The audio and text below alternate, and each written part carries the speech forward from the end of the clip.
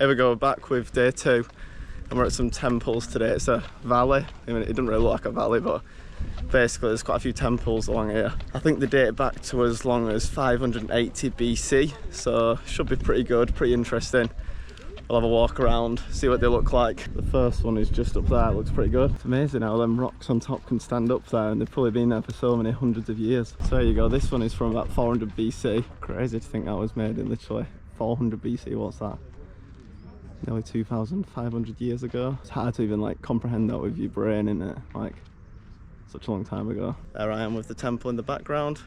On to the next one. Yes, it's fairly long, is this temple. You could have a good, I don't know, 100-metre sprint down it nearly. Just at the other side of it now. And also, I don't think I mentioned, it costs about 12 euros per adult to enter here, so I'll let you know if I think it's worth the money. So far, obviously, this is quite nice. We'll see what the rest of them are like. There's some pretty big rocks down there. They have like a weird texture on them as well. You can see one of the temples we'll be going to just down there. There you go, there's a full reconstruction of it there. And then this is the kind of little bit you can see below it. But it was pretty damaged in a landslide apparently. So there's some more ruins here. I'm not sure exactly what these are. This is a weird little wooded area because it's strange walking through woods, but then the floor is just so dry in here. But yeah, quite a pleasant walk through here. It is fairly busy here, busier than anywhere else we've been. It's not really seemed very touristy in the area we're staying at, but we've come here and all of a sudden all the tourists have come out of the woodwork to come visit here, so it must be pretty good. And so far I'm definitely not disappointed with what I've seen. There you go, that's what it did look like. I think this is basically just a wall that ran alongside, all kind of around the perimeter of the temples. Pretty good views looking out all around here. Quietened off a bit now because we've got away from some of the big guided tours, which makes it a bit more enjoyable, because I never like when you're just stuck and there's just hundreds of people. Quite interesting though, these little areas you can take a pier through and look at the sea. It's quite a nice breeze here as well. Yeah, pretty interesting. We'll have a look at this one because this one looks pretty good. That's quite good looking through there. So this is one of the best preserved examples, I think. I should have probably started recording earlier because now there's just a tree covering half of it. But it is a pretty impressive building, is this? I'm not sure exactly how old this one is. I'm sure we'll find out in a minute. It is quite a nice walk along here, just strolling along in the sun, checking out these historic buildings. It really is quite pleasant. So yet again, this one is about 2,500 years old, which you just can't comprehend that, can you? That has been stood there since 2,500 years ago. Like, that is such a long time ago. The amount of people that will have walked over this land, been in there, and now we're kind of looking at it as a historical site, but once it will have been a place that was in use, and it's just mind-boggling to think about. So I'm not really sure what this part is. It says it's a sensory garden, so I'm guessing we just go around, touch, smell, taste. I don't really fancy licking a plant, but if that's what I need to do to activate all 5 senses, then maybe I'll have to do it. So this is a smell section, so I can't smell a thing, can you? How close can it get? I'm not sure if I've got a bit of a blocked nose, but I cannot really smell anything. Can you smell anything now? I can't smell much, I'm going to be honest. Can you smell anything? Anyone? A brief smell of something. We're at your pits? Oh, I had a smell of something, but it didn't smell like anything like, oh, wow, that smells like special. It just smelled like plants, really. C. This is C. Yeah, I mean, so far it's been so good as the Valley Temples, but this is a bit subpar, if I'm going to be honest. But then again, it is kind of a miracle that they've got any kind of plants to grow in here with how hot it is here. You can look at the soil, it's as dry as anything, so to get anything grown here is fairly impressive. But yeah, so far, I mean, I'm not the biggest lover of plants, but this is not the most exciting part, I'll be honest. Here's some brightly coloured flowers, some red ones. And apparently, coming up next is the taste section. Here we go, taste section. In the area behind the Temple of Juno, cultivated several vineyards. Alright, so I don't think we're actually going to get to taste any. We're just going to kind of know that there is something here that creates the taste of wine. So far, I've not really seen anything to feel. We've not been able to taste anything. I've had very, very slight smells. So my senses, it's not been the most sensory experience for the sensory garden. Flowers there are quite nice, but I mean, some of this is just like shrubland. There is a few nice plants dotted about, but some of it is just a bit rubbish really. Like, what is that?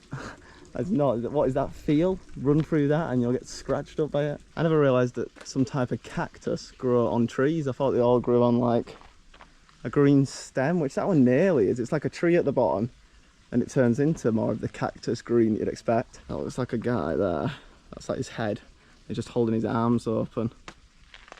Maybe, maybe not. I mean, for just like a nice little stroll around, if you just came here and it wasn't kind of labelled as like a sensory garden or something special, you would probably think, yeah, it's quite pleasant. It's just kind of the way it's set up as a proper, like, oh, this sensory garden. I'd kind of just be expecting a little bit more from it.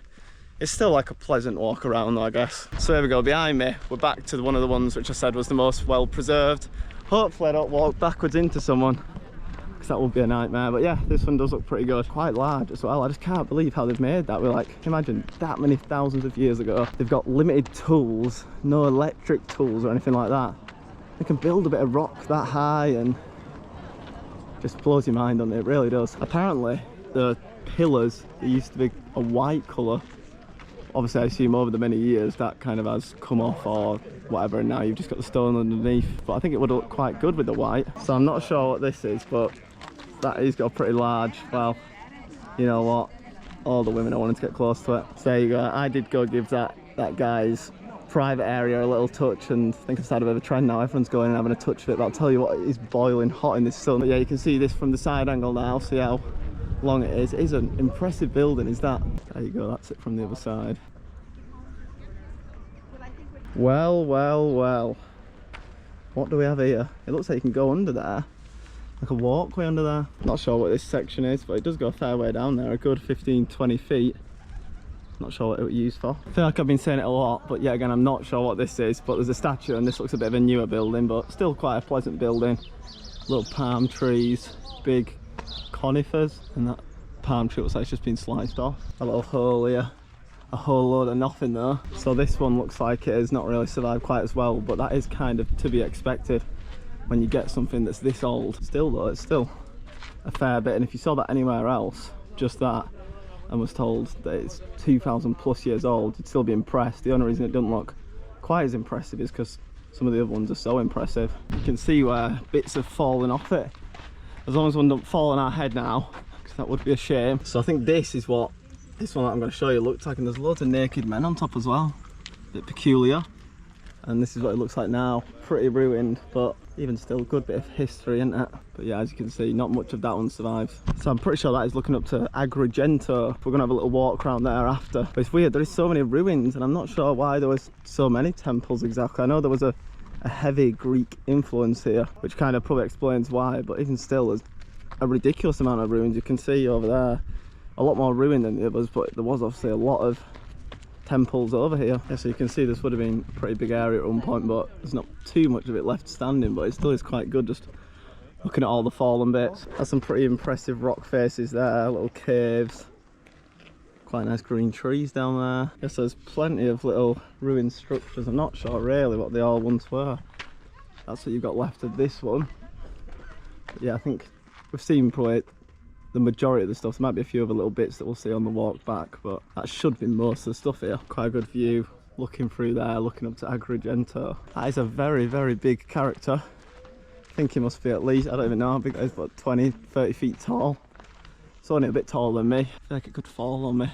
Don't really know how it's been held on there. So you can see that's what these once were. They're kind of next to the pillars on top of the temples. There you go, there's this little section here. I'm not sure what that would have been. It's kind of almost like a maze, or I don't know, some kind of burial place. I don't know, I'm just making it up as I go along at this point. So there's this fella here that's had a sleep, or I think it's probably just one of them things off the pillars.